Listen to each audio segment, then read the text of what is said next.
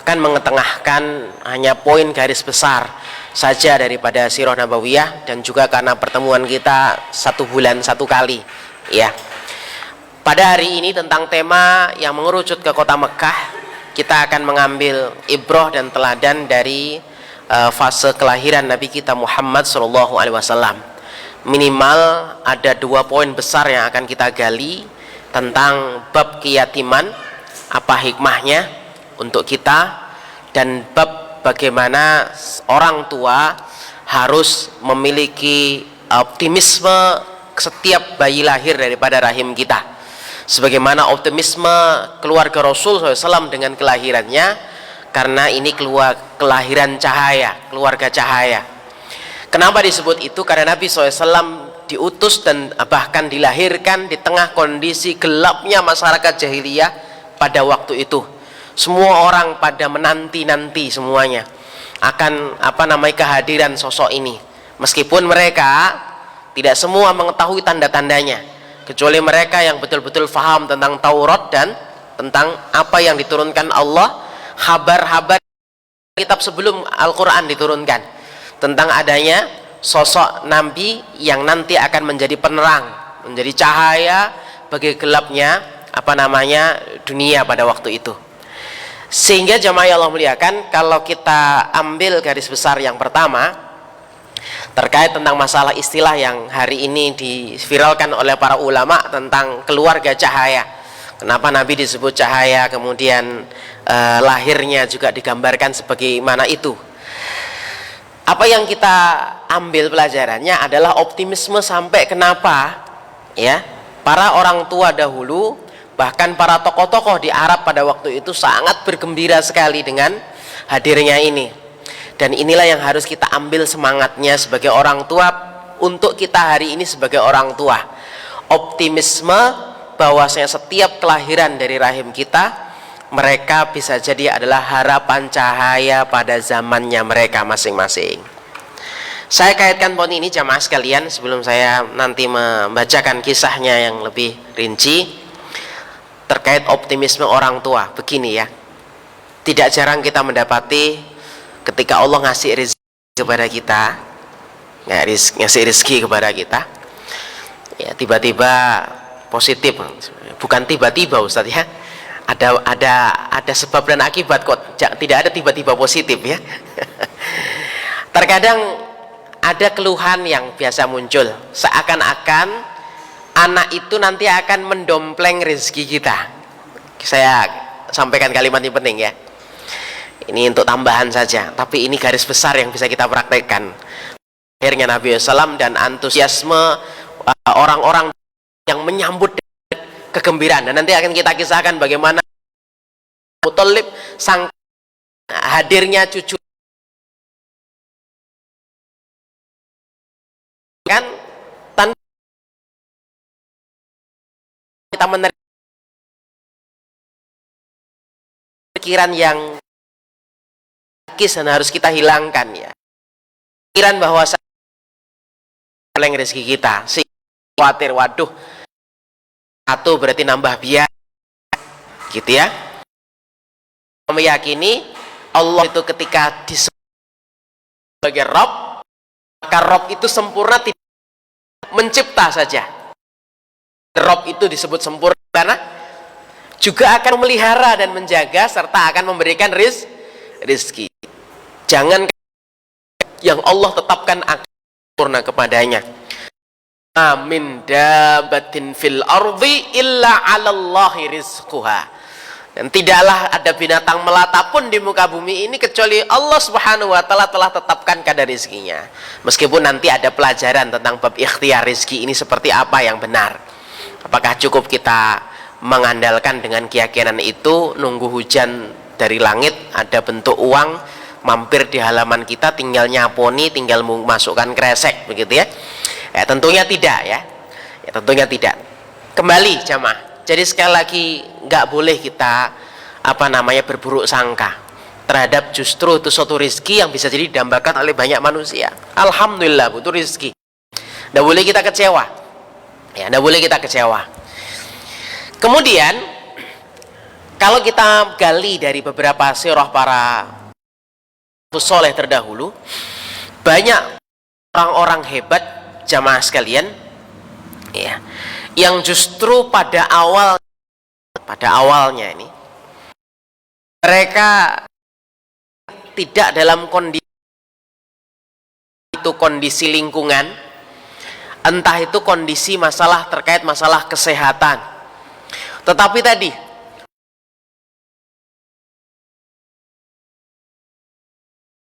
Salahuddin Al-Ayyubi, Imam Ahmad, Asy-Syafi'i rahimahullah ta'ala, bagaimana masa-masa mereka ketika kecilnya, tempat dilahirkannya, kondisi lingkungan di tempat di mana mereka itu lahir. Tetapi optimisme dari orang tuanya, Masya Allah ya, serta itu dibangun dengan mendekatkan diri dan penggantung Allah Ta'ala, akhirnya dampaknya sangat positif ya. Dan inilah yang ingin saya akan angkat. Poin pertama,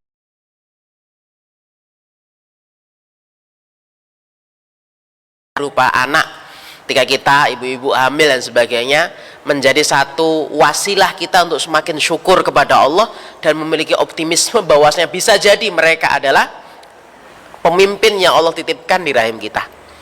Bisa jadi mereka adalah orang-orang yang akan menjadikan cahaya minimal pada keluarganya. Ya, bisa jadi nanti yang keempat yang akan menjadi cahayanya. Optimis selalu dibangun, selalu dibangun. Ini penting.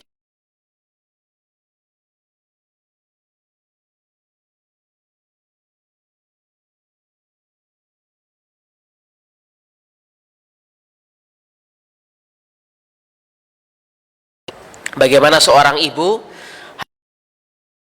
untuk mengucapkan kalimat negatif, apalagi saat mengandung.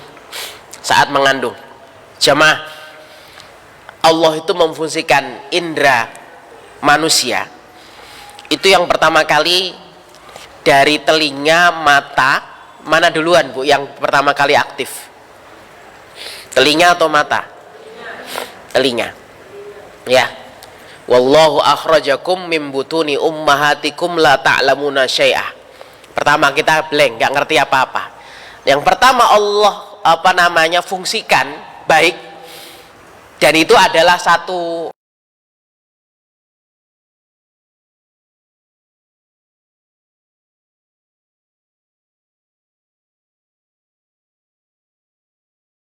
baru. Yang kedua basor, sehingga menjaga lisan kita itu sangat penting banget terkait tatkala kita mendapatkan rezeki berupa kehamilan. Jadi sejak dia dalam perut itu dianjurkan untuk kita sudah mulai memperdengarkan yang baik.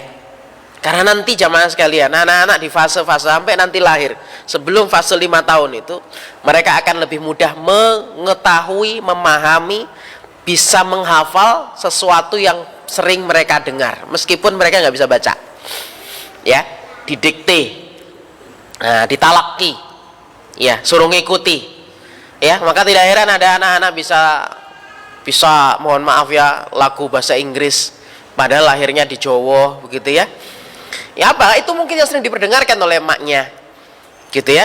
Nah, belajar dari situ jamaah, maka berarti ketika kalimat negatif yang sering kita dengungkan, maka bisa jadi negatif, termasuk persepsi negatif yang kita keluarkan sebab dari dampak kekecewaan kita, karena mungkin ya kok sekarang sih dapatnya, kan aturannya nunggu 2 tahun lagi. Maka inilah yang dikhawatirkan oleh Nabi SAW, ucapan kita karena kekecewaan kita terhadap takdir yang Allah telah tetapkan itu menjadi waktu dikabulkannya doa. Bayangkan kalau kekecewaan itu kemudian kita ucapkan dan itu menjadi waktu istijabah doa. Maka subhanallah jamaah sekalian, khawatir kalau terjadi apa yang kita takutkan, betul-betul susah rezekinya, betul-betul nanti akan menyusahkan kita, karena memang itu persepsi kita. Ini hadir nih tambah nyusahin saya, betul akhirnya menyusahkan jamaah sekalian.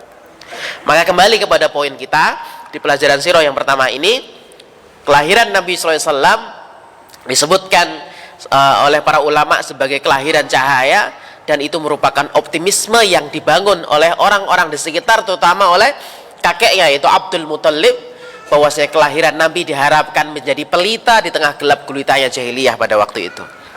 Ini poin pertama, harus punya optimisme sebagai orang tua. Setiap rezeki Allah hadirkan berupa anak dalam rahim kita. Baik, kita lanjutkan. Allah Subhanahu wa ta'ala telah menghabarkan jauh sebelum Nabi dilahirkan, dalam kitab-kitab sebelumnya, dalam Taurat maupun dalam Injil, tentang hadirnya Nabi ini. Jamaah, poin kedua saya akan bicara masalah doa. Ternyata lebih dari 30 jarak ya, ada yang menyebutkan 3000 tahun, tapi 30 fase nasab ya, sampai kepada Nabiullah Ibrahim alaihissalam. Itu jarak yang cukup panjang, bukan puluhan tahun, bukan ratusan tahun, tapi jarak Nabi Ibrahim dengan Nabi kita Muhammad SAW itu ribuan tahun, jamaah. Di sini saya ingin bicara tentang masalah doa, dimana kalau kita hari ini sudah mulai berkeluh kesah, ya Allah, sudah sebulan saya minta belum dikasih, ya Allah saya sudah setahun nih minta belum dikasih. Kita akan melihat contoh seorang Nabi yang pernah berdoa agar ada di tempat itu seorang Nabi dari kaumnya hadir, lahir.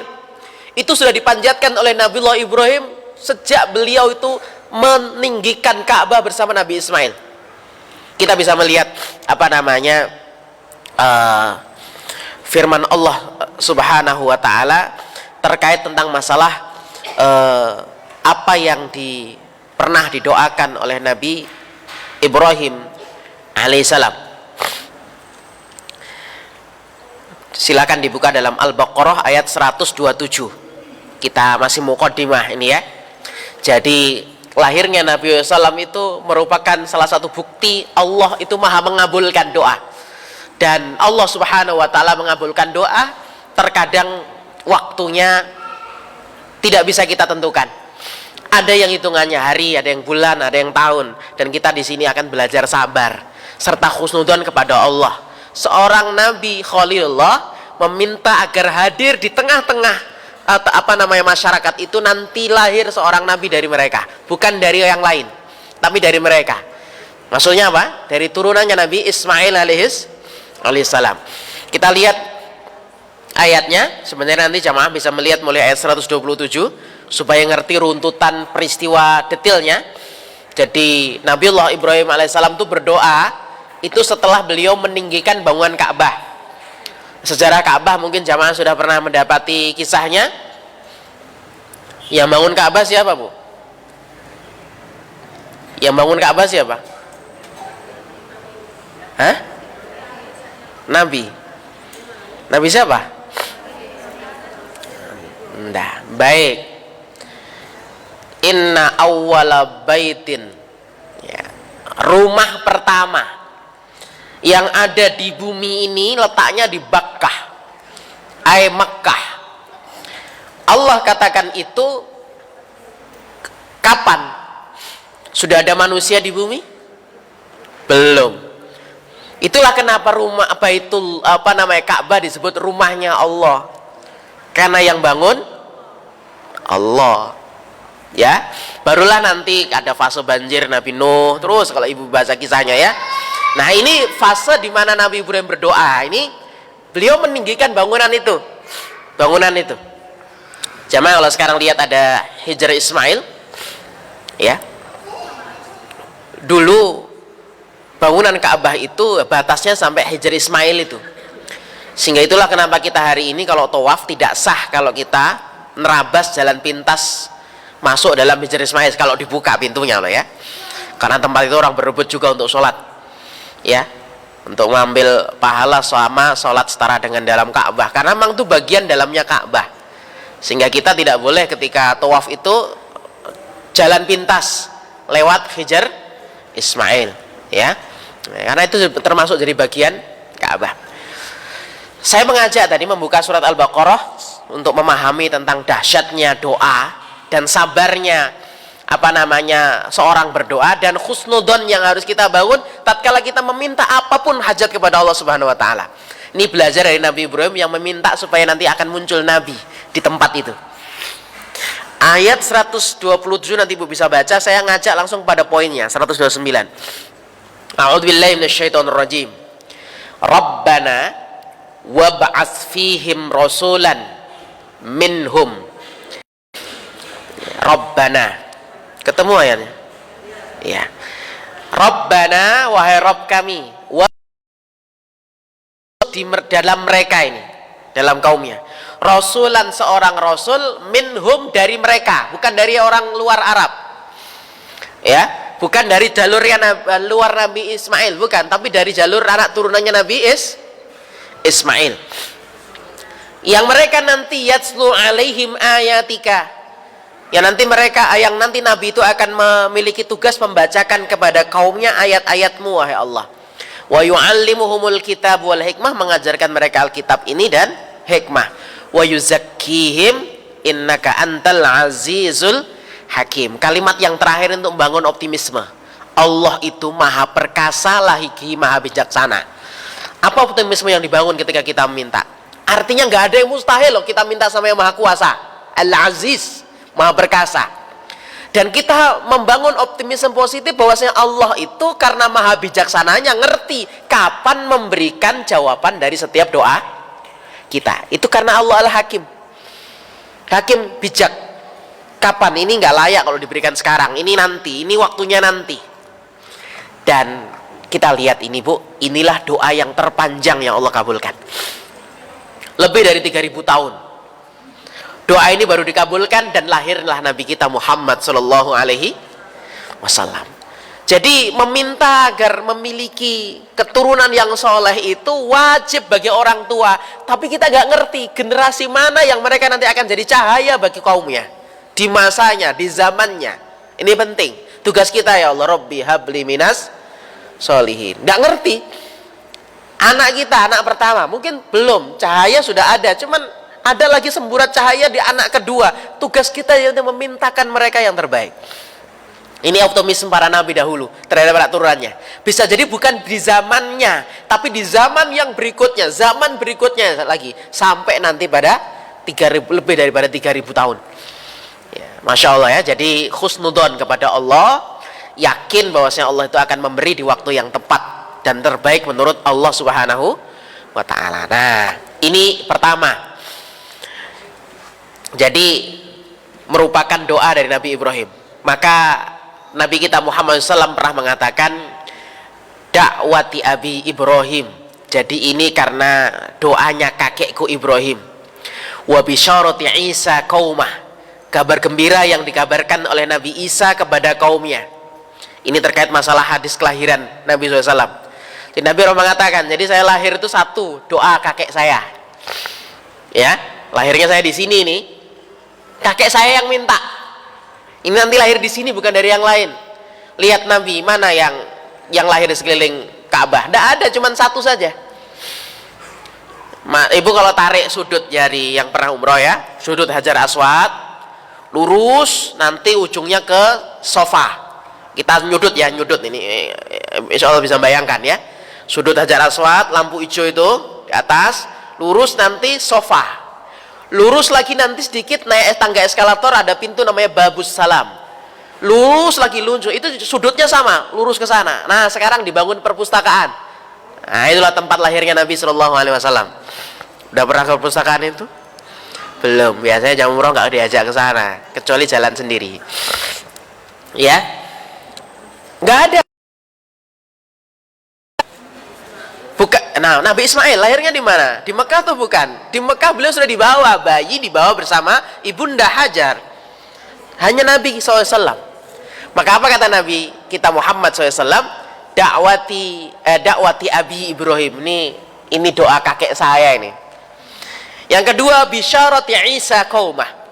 Allah sudah menghabarkan bisyarah lewat Nabi Isa alaihissalam. Kalau dalam Quran Allah cantumkan dalam surat As-Saff. Ibu bisa lihat itu, beritanya sudah ada. Cuman di Quran Allah kabarkan dalam surat As-Saff. Surat berapa? 61.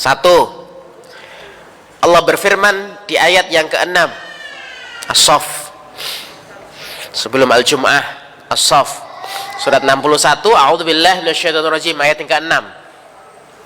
Wa idza qala Isa ibn Maryam ya bani Israila inni rasulullahi ilaikum.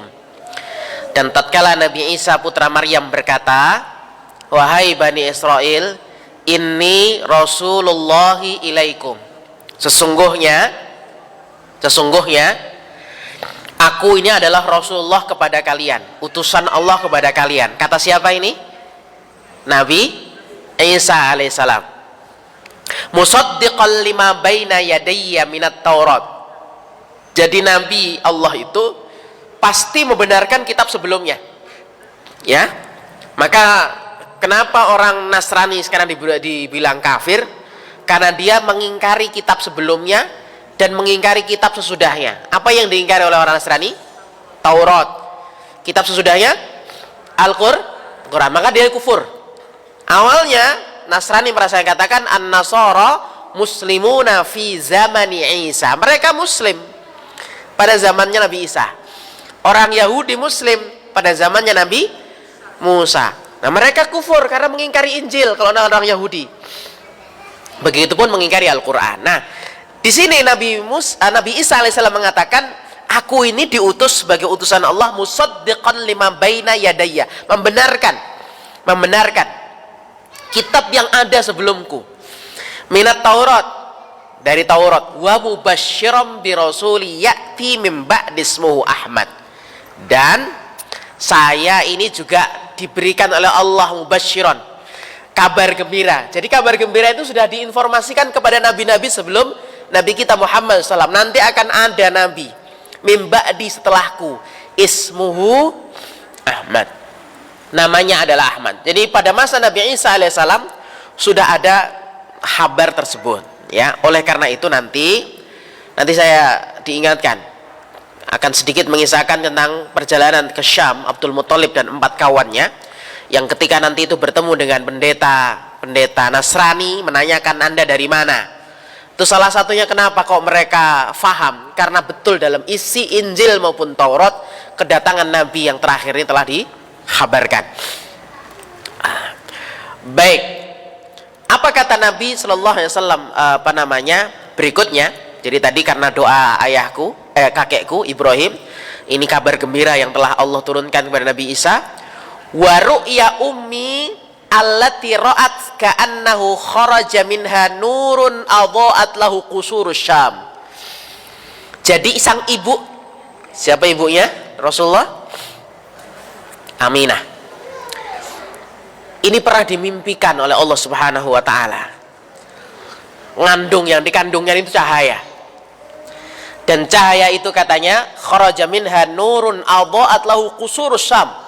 Seakan-akan keluar darinya cahaya yang menyinari istana Syam di sana. Ini kabar bahwa nanti Islam itu sudah sampai ke sana. Dan betul, Bu, kalau kita lihat pada waktu Nabi SAW itu wafat, kalau kita baca sejarahnya, itu Islam kalau kita lihat peta, arah selatan itu sudah melampaui Yaman. Yaman sudah Islam semua. Utaranya udah melampaui Syam. Jadi Nabi sakit itu masih ngutus pasukan yang pada waktu itu kalau perangan yang nggak diikuti oleh Nabi namanya apa? Sariyah atau Ghazwah? Sariyah, ya. Kalau Ghazwah itu perang yang diikuti Nabi menjadi pemimpinnya. Ghazwatu Badar, nah, Nabi ikut berarti. Sariyah yang dipimpin oleh seorang panglima muda, Usamah bin Zaid. Itu sebagai bukti bahwa Nabi meninggal pun itu Islam sudah sampai ke sana, ya, sampai ke Syam. Ya, nanti kita sampai insya Allah pada kisahnya itu. Ini jamaah sekalian yang Allah muliakan. Jadi ketika ibundanya mendapatkan mimpi ini sebagai tanda bahwa nanti anaknya akan menerangi bukan hanya satu kota Mekah, tapi adalah seluruh dunia. Baik, poin yang kedua kita lanjutkan. Pada kesempatan pertama ini membahas tentang masalah kelahiran Nabi SAW, saya ingin menggarisbesari tentang beberapa poin riwayat-riwayat yang sangat banyak menceritakan tentang peristiwa-peristiwa, baik itu benar atau tidak, karena banyak sekali hadis-hadis yang dhaif yang sering diangkat untuk menceritakan tentang kisah lahirnya Nabi kita Muhammad SAW. Di antara deretan kisahnya kalau saya rangkumkan, yang pertama yang menceritakan bahwasanya beliau itu lahir dalam keadaan dihitan, kemudian tidak terbebani lagi dengan tali pusar, jadi nggak perlu dipotong lagi, artinya sudah dihitan. Para ulama berselisih pendapat tentang poin ini, ya, karena banyak juga kitab sejarah yang telah mencatatnya. Saya mencontohkan jamaah sekalian dalam kitab Al-Bidayah wan Nihayah, itu malah disebutkan kisah di mana sang kakek saking gembiranya nanti yang menghitankan. Jadi yang menghitankan adalah riwayat yang berikutnya menyebutkan kakek Muthalib, kakeknya menyunat beliau pada hari ke-7. Ya.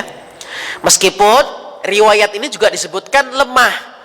Ya, hanya saja disebutkan oleh para ulama sanadnya lebih baik daripada riwayat yang menceritakan tentang Nabi lahir dalam kondisi sudah bersunat. Ya. Ya, ini ikhtilaf satu tentang poin Nabi disunat ketika lahir sudah dalam kondisi sunat. Nah, argumen yang disebutkan oleh para mu'arrikhin adalah alasan ketika pada waktu itu sudah jelas berkhitan, maka peristiwa itu pasti sangat menggemparkan Quraisy pada waktu itu. Karena ini tidak merupakan suatu hal yang tidak wajar. Ini argumennya. Sehingga meski derajat hadisnya semuanya tidak sampai kepada level sahih, tetapi sanad yang lebih baik. Saya pernah menceritakan kemarin sekilas tentang ilmu hadis. Ada hadis itu yang sahih li dzatihi, dari sononya memang sahih. Ada hadis itu sahih li ghairihi, dia sahih karena ada sebab. Kalau kita bahasakan dengan diri kita, Bu, supaya gampang memahami dua istilah tadi.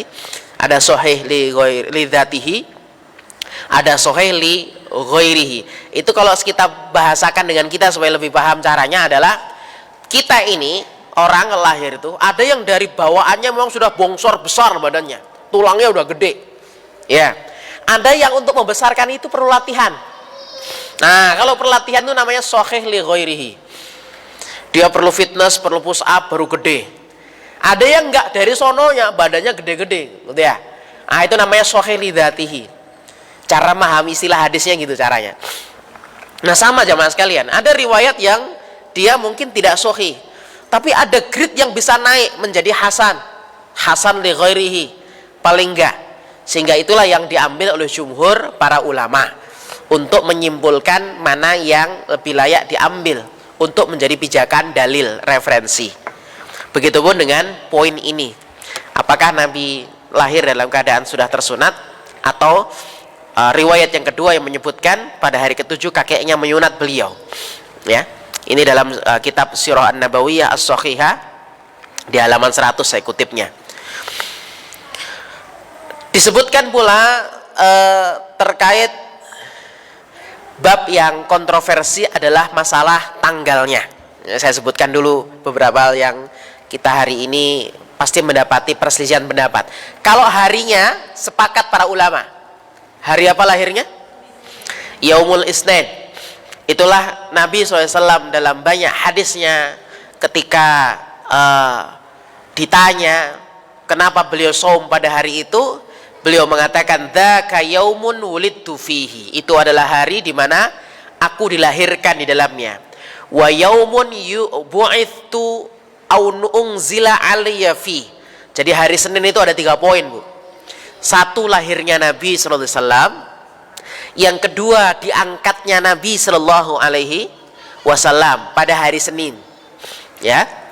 Kemudian ini pun nanti ada kontroversi karena namanya diutus, namanya beliau kemudian diturunkan Al-Quran, ya, diturunkan Quran juga pada hari Senin.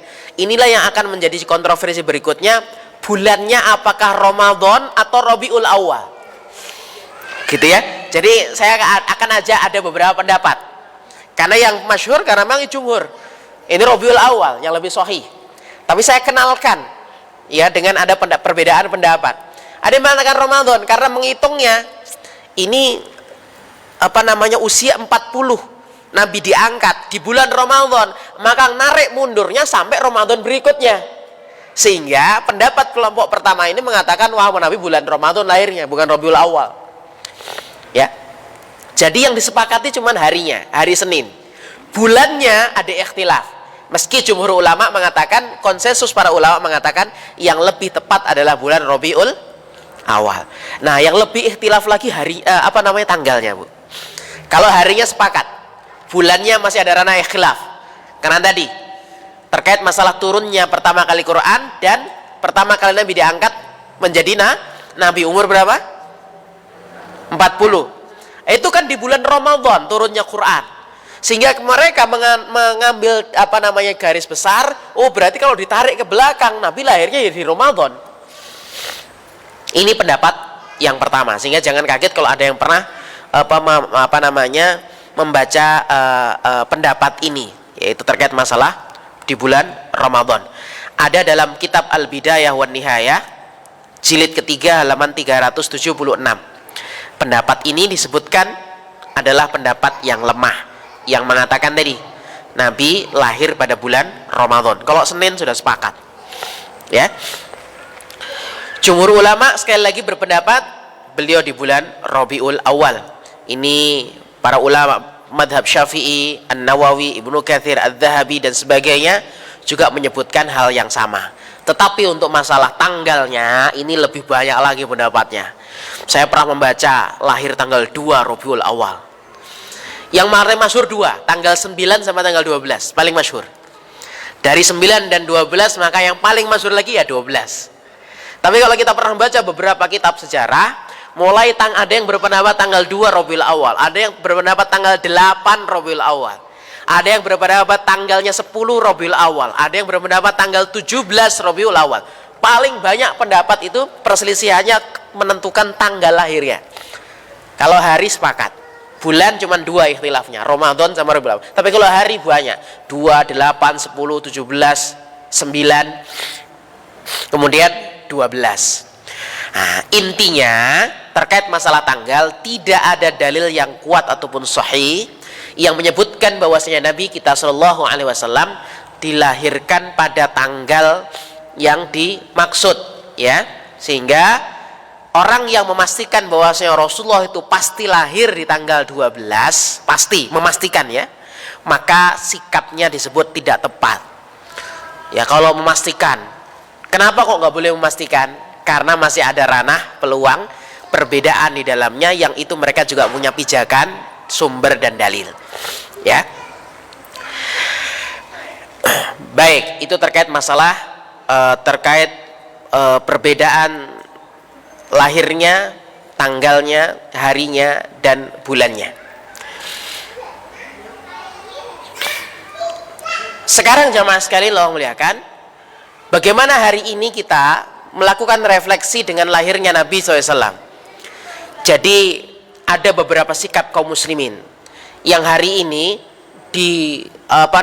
didengungkan, digalakkan, disyiarkan sebagai bukti tanda untuk mengingatkan kita dengan lahirnya manusia istimewa ini. Ada 3 sikap kaum muslimin ya yang sering dilakukan. Yang pertama inilah yang sangat dianjurkan. Bagaimana sikap kita mensyukuri dengan lahirnya Nabi SAW. Sikap kita adalah sebagaimana Nabi mensyukuri hari lahirnya. Jadi kalau kita ditanya gimana caranya bentuk cinta kita kepada Rasul SAW, ya bentuk cinta kita, maka salah satunya adalah suka melakukan apa yang dilakukan Nabi ketika beliau lahir. Apa itu? Mengikuti sunnah beliau untuk melaksanakan saum sunnah. Jadi kalau ditanya kenapa saum sunnah, karena saya cinta dengan Rasul SAW. Ini yang paling tepat. Karena saya ingin mengekspresikan cinta kepada Rasul kita Muhammad SAW. Cara yang kedua, sebagian kaum muslimin di hari yang disebut tentang kelahiran Nabi SAW yang tadi masih ikhtilaf itu, meskipun mayoritas banyak yang berpendapat tanggal 12 ya, di bulan Rabiul Awal, yang dilakukan untuk kelompok yang kedua ini adalah membacakan kisah tentang Nabi kita Muhammad Sallallahu Alaihi wasallam. Jadi sikap yang kedua adalah membacakan kisah, ya, membacakan kisah agar kaum muslimin mengingat kembali dan meneladani kembali sosok yang wajib kita jadikan teladan. Karena hari ini Bu, kisah sosok mulia ini tenggelam dengan figur-figur yang memang sengaja dimunculkan oleh orang-orang kafir. Kita introspeksi kepada generasi kita hari ini jemaah sekalian. Ketika mereka ditanya siapa superhero-nya, saya adalah Nabi SAW, superhero saya adalah para sahabat radhiyallahu ta'ala alaihim. Karena memang sengaja ditenggelamkan, maka kelompok yang kedua ini mengambil hal positif di mana itu selalu digaungkan. Dan alhamdulillah hari ini muncul saudara kita kaum muslimin yang tidak hanya menghidupkan kisah tentang sosok mulia ini agar muncul ke permukaan, tidak hanya khusus pada bulan Rabiul Awal. Ya, kita sangat mengapresiasi semangatnya para jamaah sekalian untuk kembali mengangkat figur mulia ini agar membumikannya di kalangan kaum muslimin di mana saja, kapan saja, tak harus menunggu bulan Rabiul Awal. Kapan saja kita belajar tentang sejarah Nabi Shallallahu Alaihi Wasallam, karena ini merupakan bagian refleksi kecintaan kita supaya kita betul-betul melekat kecenderungan kita, karena sering disebut namanya, sering disebut kisahnya, sehingga jamaah itu akan berbeda. Jamaah pernah belajar sejarah, pernah belajar sirah dengan nggak pernah belajar sirah ketika kita melakukan ibadah umroh dan haji, ya, akan sangat berbeda kesannya. Ya, ini cara yang kedua. Jadi membacakan kisah tentang sejarah Nabi Shallallahu Alaihi Wasallam, dan pada waktu itu mereka membagikan makanan kepada fakir miskin. Ini saya sebutkan contoh sikap kaum muslimin ya. Yang pertama tadi apa? Bersyukur dengan lahirnya Nabi, mengamalkan sunnah-sunnahnya, dan ini yang utama nomor satu paling tinggi. Jadi bukti bahwa kita bersyukur dengan lahirnya Nabi, ikuti sunnahnya. Dengan mengikuti sunnah itu tanda kita cinta kepada Nabi Shallallahu Alaihi Wasallam. Jadi bohong orang mengatakan cinta kalau sunnahnya nggak diikuti, ya. Itu satu. Nomor dua tadi membacakan sejarah, ya, kemudian beramal soleh pada waktu itu dengan membagikan contoh makanan kepada fuqara masakin. Cara seperti ini, ya, adalah cara yang banyak diambil oleh ulama-ulama madhab syafi'iyah mutaakhirin, ya, yang mengikuti madhab Imam Syafi'i, ya. Sehingga para ulama sebagian yang mengikuti madhab Al-Imam Syafi'i rahimahullah, yang disebut mutaakhirin itu berarti yang sekarang-sekarang ini, membolehkan kalau caranya seperti nomor dua tadi. Caranya seperti nomor dua, ya. Jadi isinya membacakan kisahnya Nabi SAW, dan yang kedua amal soleh dilakukan berupa membagikan atau meringankan beban para fuqara dan masakin, entah itu lewat makanan atau amal soleh bentuk yang lainnya di bulan kelahiran Nabi Shallallahu Alaihi Wasallam. Ya, contoh seperti Abu Syamah yang wafat tahun 665 Hijriah, jadi termasuk mutaakhirin, ya. Ya, kemudian Al-Hafidh Ibnu Hajar Al-Asqalani, Imam Asy-Syuyuti, ya, juga membolehkan kalau caranya seperti tadi nomor dua. Nah, yang tidak dibolehkan ketika seorang mengekspresikan, ya, meskipun hari ini orang mengamalkan poin yang ketiga ini tapi dengan niat seperti cara yang kedua, tapi ternyata aplikasinya nggak sebagaimana cara yang kedua. Apa itu?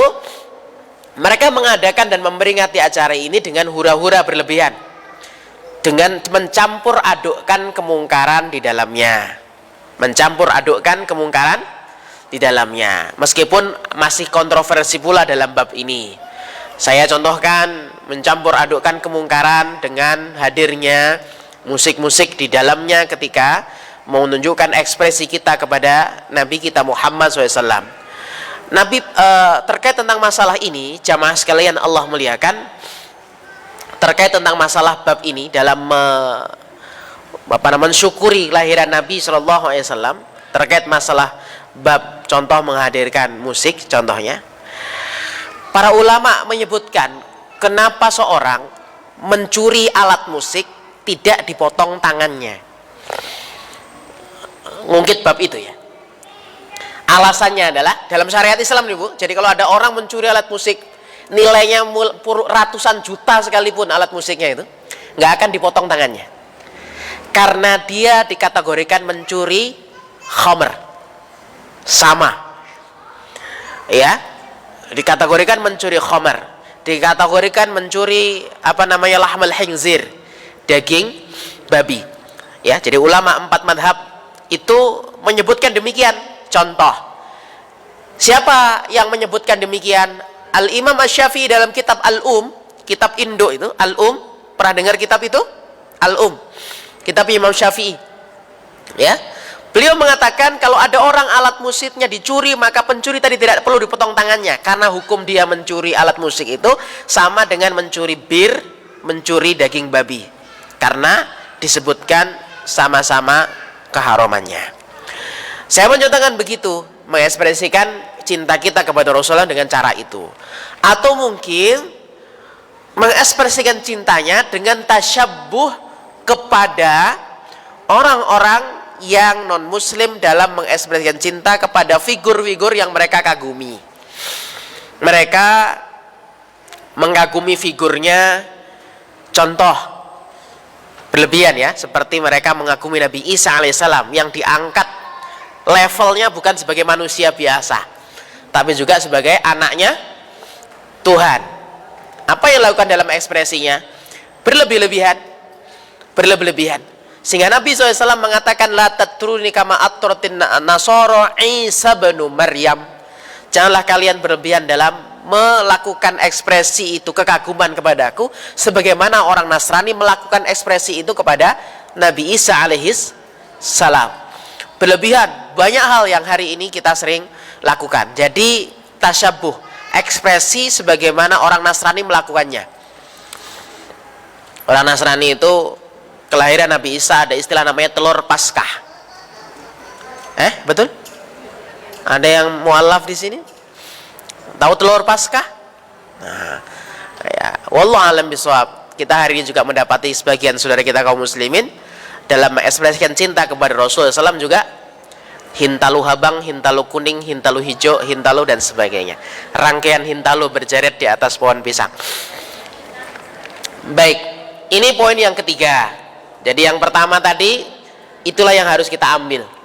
Kalau jamaah sekalian pengen mewujudkan, ya Allah senengnya ini datangnya Rasul ke tengah-tengah kita, diutusnya, lahirnya Nabi ke tengah kita. Gimana caranya ekspresinya? Pelajari sunnahnya. Ya, pelajari sunnahnya. Ya, amalkan sunnahnya. Sebagaimana Nabi mencontohkan untuk diri beliau, beliau saum Senin dan Kamis sebagai bentuk syukur, ini hari di mana beliau dilahirkan. Ya, wallahu a'lam bishawab. Itu poin yang ketiga yang saya sampaikan tentang hikmah lahirnya Nabi Sallallahu Alaihi Wasallam. Yang keempat, jamaah sekalian yang Allah muliakan, tentang kelahiran Nabi Sallallahu Alaihi Wasallam.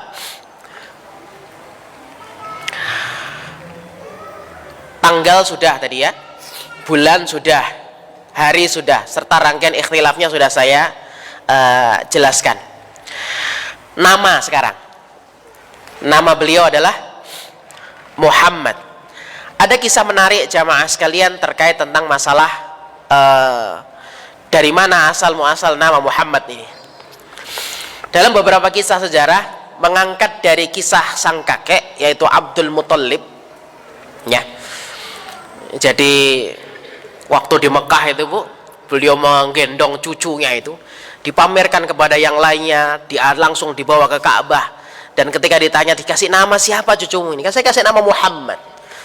Nama Muhammad itu pada waktu itu Bu, bukan nama yang familiar di kalangan masyarakat Arab.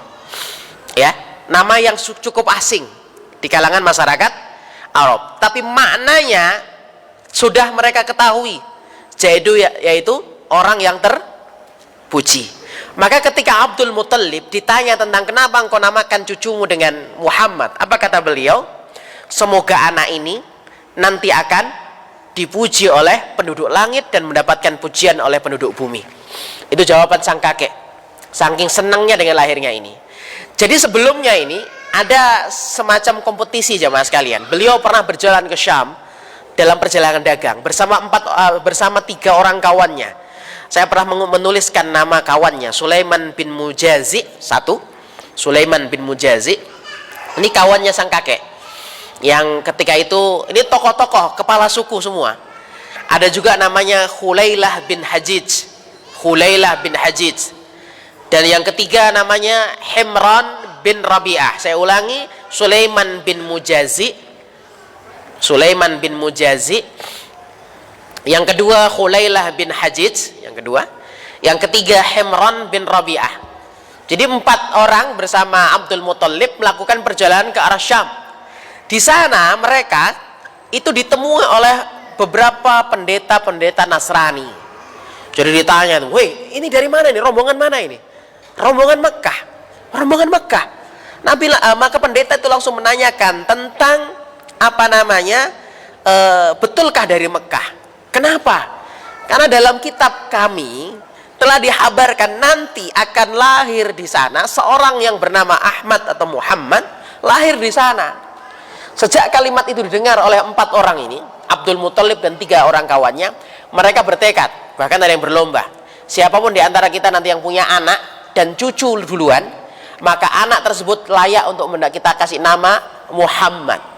Dan inilah ketetapan Allah jemaah sekalian. Bukan dari 3 orang ini lahirnya apa namanya bayi. Yang pertama kali mendapatkan cucu judulnya adalah Abdul Muthalib. Maka kesepakatan mereka bahwasanya nanti cucu yang pertama kali lahir tatkala kita pulang ke Mekah nanti, kita akan beri nama dengan Muhammad. Orang yang akan nanti kelak dipuji oleh penduduk langit dan akan mendapatkan pujian sampai akhir zaman oleh penduduk bumi dalam tasyahud sholat kita. Orang-orang musyrik yang benci dengan sosok Nabi kita Muhammad SAW mengatakan, ini batara Muhammad, terputus Muhammad itu. Kapan kalimat itu diucapkan oleh orang musyrik? Itu jauh kisahnya, Bu. Cuman sekilas saya selipkan. Ketika Rasul kehilangan anak laki-lakinya. Semua anak laki-laki Nabi diwafatkan oleh Allah Subhanahu wa taala. Orang Arab tradisinya bermasalah dan merupakan musibah ketika anak laki-laki itu nggak ada. Nama laki-laki sang ayah itu akan disematkan nasabnya secara terhormat di belakang nama anak laki-lakinya, Muhammad bin Abdillah, begitu contohnya. Tetapi ketika anak perempuan, nama sang ayah nggak akan ditempelkan. Ini bentuk diskriminasi jahiliyah pada waktu itu. Nama laki-laki itu tidak akan ditempelkan kepada nama anak perempuan karena aib. Anak laki-laki lari-lari gitu, dipanggil, ditaruh di pangkuannya. Tapi ketika anak perempuan dipanggil lari-lari, disuruh deprok di lantai. Ya, itu masyarakat jahiliyah pada waktu itu. Masyarakat, dan itu sampai ke bawah, Bu. Ketika mereka masuk Islam, Nabi ini dalam bab parenting Nabawiyah pernah dibahas. Ketika Nabi menegur beberapa hal kedoliman yang dilakukan oleh orang tua, diskriminatif untuk membedakan antara laki-laki dan perempuan kepada anak laki-laki perempuan. Termasuk yang tadi saya kisahkan. Satunya anak laki-laki di pangku, anak perempuannya sudah deprok di lantai. Ya, ini kejadian. Begitupun ketika mereka membagi harta, anak laki-laki dikasih harta spesial, anak perempuan nggak dikasih. Nabi pernah diminta untuk menjadi saksi atas pembagian harta seorang sahabat kepada anak-anaknya. Dan caranya seperti itu. Nabi mengatakan, apakah semua anak-anakmu mendapatkan hal yang sama? Enggak ya Rasulullah, ini anakku yang spesial, ini anak lanangku ini. Maka kata Nabi, apakah engkau mau menjadikanku untuk menjadi saksi atas kedoliman yang engkau sedang lakukan? Ini dolim, nggak boleh. Kenapa masih kebawa? Karena tradisi mereka pada waktu masih jahiliyah. Kapan nama laki-laki itu nempel di nama anak perempuan?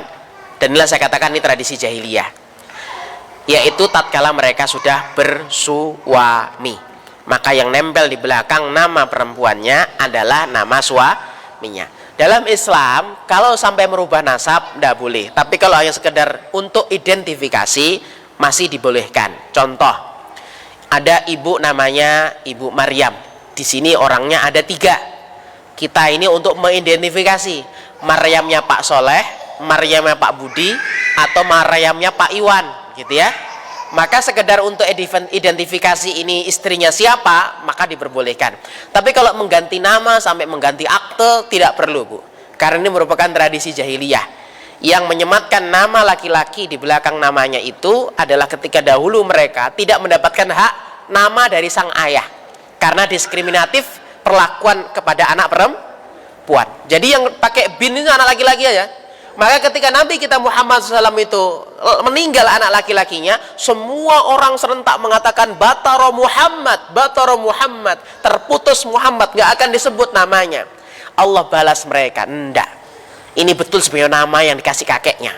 Ini cucuku ini akan dipuji oleh penduduk langit dan penduduk bumi sampai nanti hari kiamat. Kakeknya sudah mengatakan itu, maka tak kasih nama Muhammad. Itulah powernya sebuah nama, jemaah. Nama itu bagian dari doa. Nama itu bagian dari doa. Maka baik-baiklah tatkala kita memberikan nama kepada anak-anak kita. Itu kakek yang beri nama. Dan betul tidak nama beliau disebut sampai hari akhir. Ini belum hari akhir, tapi kita di akhir zaman. Nggak sah sholat kita kalau nggak menyebut nama Nabi SAW dalam sholawat maupun dalam tasyahud kita. Betul? Betul, nggak sah. Nggak sah tasyahud kita kalau nggak menyebut nama beliau. Nah, Allah turunkan surat itu ya, Al-Kautsar. Inna a'tainakal kautsar fasholli lirabbika wanhar inna syani'aka huwal abtar. Kata Allah, yang keputus itu bukan yang nggak punya anak laki-laki, tapi yang akan keputus namanya nggak akan disebut. Kalaupun disebut kejelekannya. Siapa itu? Mereka yang membenci Muhammad justru yang akan terputus. Inna syani'ak, yang musuhi kamu ya Muhammad, yang membenci kamu, dialah yang terputus daripada kebaikan. Sementara engkau namanya akan selalu disebut. Wa rafa'na laka dzikrok. Ayat yang lain dalam surat Al-Nasrah, Allah memastikan nama Muhammad yang diberi oleh kakeknya tadi akan disebut dan dia akan ditinggikan oleh Allah selalu. Wa rafa'na laka dzikrok. Penyebutannya akan selalu dia tinggikan, disebutkan. Itulah kenapa sampai kita itu akan dicintai pula ketika nama anak laki-laki kita juga mengambil dari nama itu. Ada nama Muhammad. Ini kebiasaan kita ada agak berbeda, Bu, di timur ini dengan di Jazirah Arab sana. Di sana itu jamaah, sama anak, kakek, nenek, cucu itu tidak masalah. Nama kakeknya Muhammad, nama anaknya Muhammad, nama cucunya Muhammad, itu tidak masalah mereka, Bu. Ya. Ya, enggak masalah ya. Cuman mungkin ada sedikit perbedaan pakai isim tasghir biasanya. Kakaknya Hasan, adiknya juga artinya juga baik, kasih Husain. Ya. Kakaknya Umar, adiknya Umair, artinya sama, cuman dibuat beda dikit ya, pakai isim tasghir ya. Hasan, Husain, Umar, Umair. Ya. Hamid, Humaid, ya, artinya sama, ya, suku katanya sama. Baik, masa kelahiran.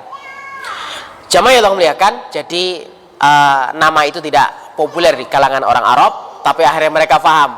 Ini sang kakek punya optimisme yang tinggi. Ini anak yang lahir didoakan dengan memberikan nama yang terbaik. Maka labeling positif dalam bab kelahiran itu poin kedua setelah labeling positif saat hamil.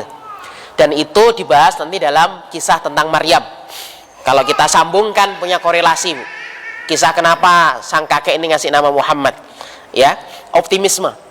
Jadi optimisme dibangun oleh ibu yang hamil itu mulai dari mengandung, itu labeling positif. Kalau dikisahkan dalam kisah Maryam, label positifnya didoakan. Rabbi inni nazartu laka ma fi batni muharraran, dalam surah Al-Imran kan? Itu labeling positif sejak dalam kandungan. Ya Allah, ini anakku yang di dalam kandungan ini muharraran ya Allah. Aku akan jadikan hambamu, budakmu yang sempurna. Ibaratnya kalau laki-laki ya dia ngurusin masjid. Jadi Abdullah yang sesungguhnya gitu ya. Kemudian lahir. Apa labeling positif yang kedua? Wa inni sammaituha Maryam. Dikasih nama Maryam. Maryam itu apa sih artinya? Bahasa Ibrani. Artinya? Pernah tahu? Hamba Allah yang baik juga. Ya, ini bahasa Ibrani ya, bahasa Ibrani. Ini labeling positif. Dan inilah yang juga kita contoh terkait masalah bab nama. Itu juga merupakan deretan yang harus dilakukan orang tua agar diijabah hajat-hajat baik daripada kedua orang tuanya. Terakhir di poin ini jamaah sekalian, ini beberapa sudut saja yang saya ambilkan, yaitu terkait masalah bab ar-radha'ah, pengasuhan dan menyusui ketika setelah lahir. Ya.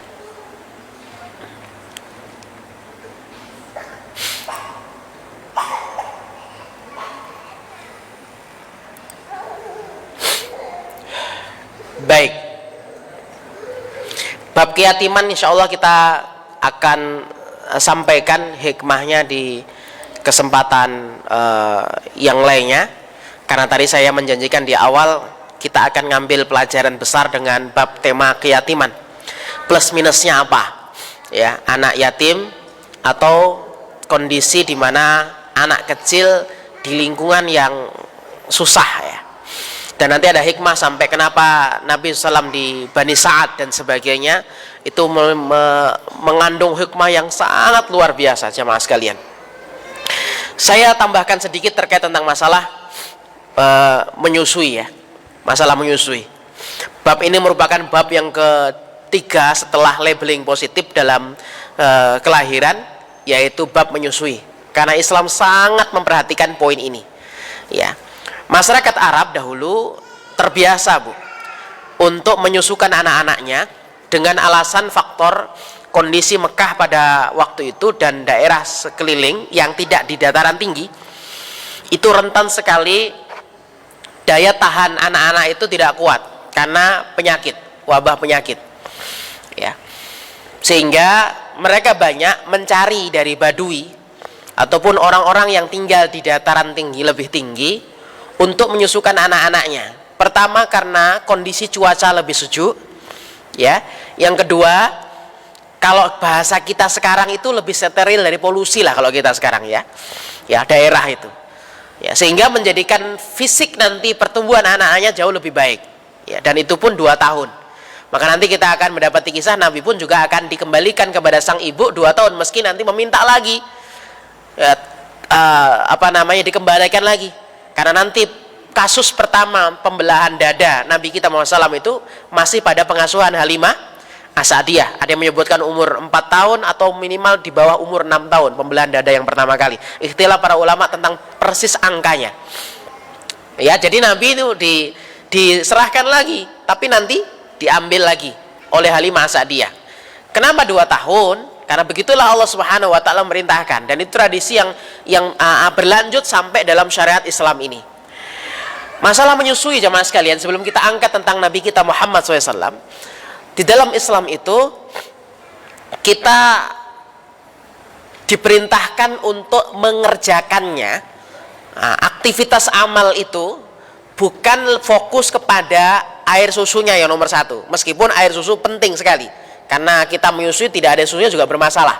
Tetapi letak ranking urutannya, prioritasnya adalah maunya kita melakukan proses menyusui. Jadi maunya dulu, karena ada yang nggak mau menyusui. Barulah yang kedua prioritasnya air susunya, kualitasnya. Jadi jangan kebalik. Jadi kita memperhatikan kualitas air susu dulu, tetapi kita mengesampingkan proses menyusuinya. Kenapa kebalik? Kalau kebalik nanti hasilnya akan fatal.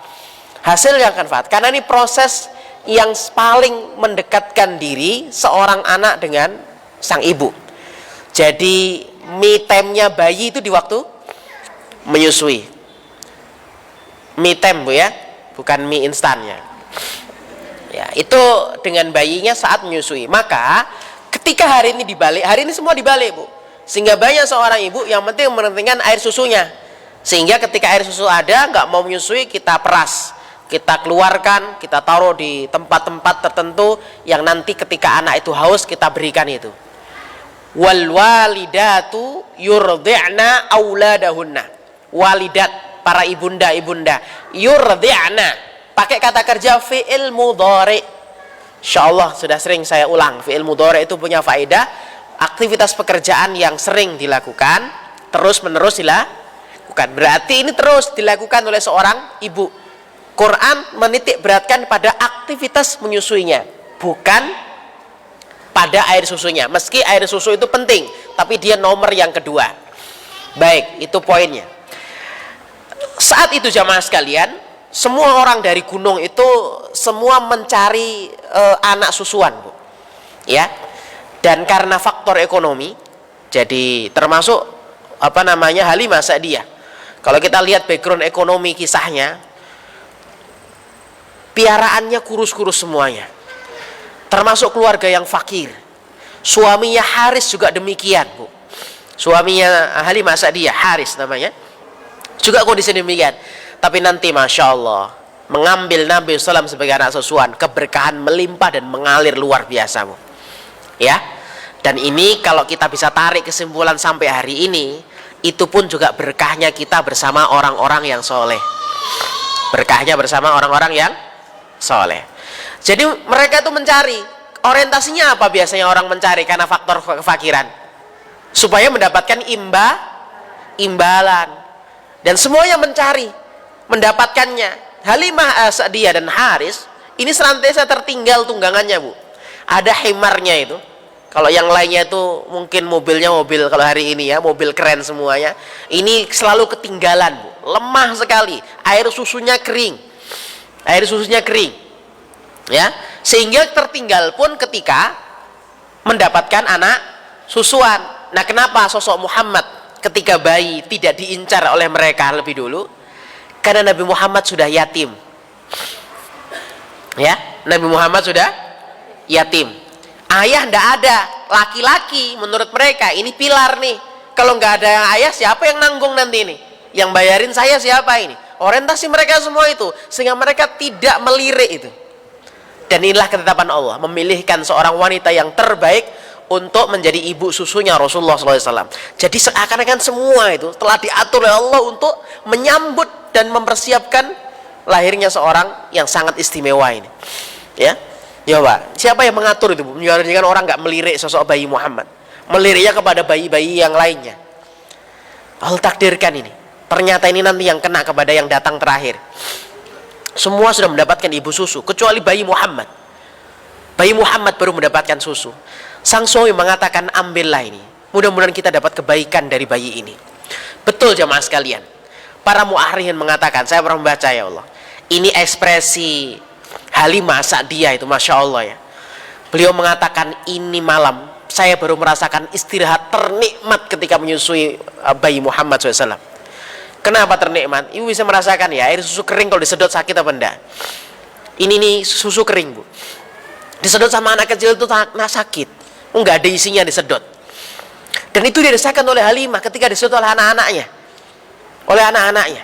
Tapi saat itu seakan-akan langsung berisi semua penuh, Bu. Siap untuk diberikan kepada bayi Muhammad Sallallahu Alaihi Wasallam. Kemudian semua, Bu, lelap tidurnya, sampai sang ibu juga lelap tidur. Itulah kenapa beliau mengatakan, ini istirahat kami malam ini yang paling nikmat yang kami pernah rasakan. Ekspresi Bunda Halimah Sa'diyah. Begitupun dengan tunggangannya. Itu sampai semua rombongan yang pertama kali berangkat duluan pulang, ya Bani Sa'ad ini dan rombongan sekitarnya, kampung-kampung sekitar, itu sampai kaget. Ini menjadi kendaraan yang paling terakhir tadi. Tapi ternyata kecepatannya bisa meningkat, Bu. Berkahnya itu Masya Allah kalau kita membaca rinci. Ini saya nggak rinci, ini secara global doang nih saya sampaikan, Bu. Hikmahnya membawa bayi Muhammad Sallallahu Alaihi Wasallam sampai nanti piaraan ternaknya di kampungnya Halimah Sa'diyah itu semuanya, Bu, berlipat-lipat kebaikannya. Maka tidak ada nanti didapati orang yang paling cukup di kampung Bani Sa'ad itu kecuali adalah keluarga Haris dan Halimah Sa'diyah. Orang-orang itu kalau ngembala kambing, mereka mengatakan kalau ngembala kambing sendiri, celaka ente, takilat ka ummak. Bahasanya begitu. Kalau orang itu ngesakno ibumu, bahasa kita sekarang ya. Tapi bahasa mereka itu maksudnya kasihan nih loh. Kamu tuh melihara di sini itu kelaparan. Enak itu ngembala itu campur dengan gembalaannya keluarga Halimah Sa'diyah. Kenapa? Kambingmu bisa ikut gemuk. Coba, sampai berkahnya itu dirasakan banyak orang, Bu. Jadi keluarga Halimah Sa'diyah itu kalau melihara kambing itu semuanya itu akhirnya follower ikut, Bu. Para pengembala ikut semuanya. Dan dipastikan semua kambingnya akan jadi ikut gemuk. Saya baca ini Masya Allah, berkahnya tidak pernah berhenti. Itulah kenapa berat hati ketika usia 2 tahun Halimah Sa'diyah mengantarkannya itu ke ibundanya, ya, kepada ibundanya, ya. Meskipun nanti ada ikhtilaf berapa usia wafatnya ibunda Aminah ini, Ya, tetapi tadi disebutkan ini disampaikan dulu. Berat sekali untuk mengembalikan ini. Nah, akhirnya diberikan lagi izin untuk mengasuh sosok Muhammad sallallahu alaihi wasallam. Jamaah sekalian, kalau kita hari ini tahu tempatnya, maka termasuk tempat yang awalnya tidak memiliki penghasilan, asbab daripada keberkahan sosok mulia itu pun sampai hari ini keberkahan tempat tersebut masih dirasakan oleh penduduknya. Salah satunya adalah daerah tersebut adalah hari ini sangat gampang untuk menanam buah-buahan maupun sayur-mayuran.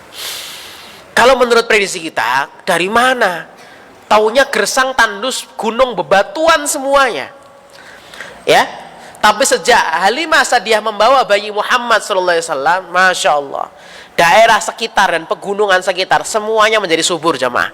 Atau daerah-daerah yang pernah dilintasi oleh kambing-kambing gembalaannya. Ini kambingnya loh, Bu, ya, belum sosoknya yang lewat. Tapi itu gembalaan keluarga yang menyusui Nabi kita Muhammad SAW. Semuanya jadi ikut subur, Bu, sampai hari ini. Ya, insya Allah pernah naik ke arah Taif, ya, jamaah sekalian, dan bisa melihat bagaimana Taif yang jaraknya nggak sampai 100 kilo dari kota Mekah, yang puncak musim panasnya bisa 50 derajat Celcius, Taif masih merasakan kesejukannya.